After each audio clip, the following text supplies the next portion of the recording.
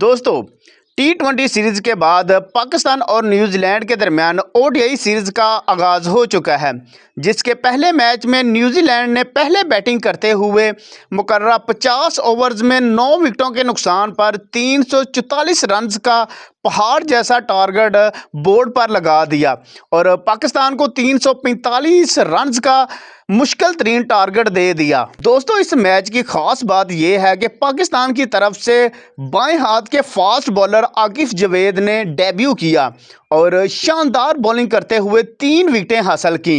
इसके अलावा पाकिस्तान के सुपरस्टार बल्लेबाज बाबर आजम भी अपनी फॉर्म में वापस आते हुए दिखाई दिए और शानदार इनिंग खेल डाली।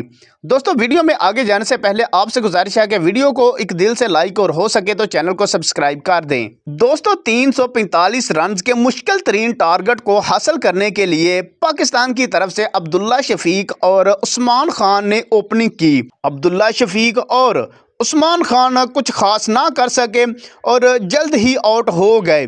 एक वक्त ऐसा था जब पाकिस्तान के 82 के स्कोर पर 2 खिलाड़ी आउट हो गए थे और क्रीज पर मौजूद थे मोहम्मद रिजवान, जो कि कैप्टन है, और पाकिस्तान के सुपरस्टार बाबर आजम। ये दोनों क्रीज पर मौजूद थे।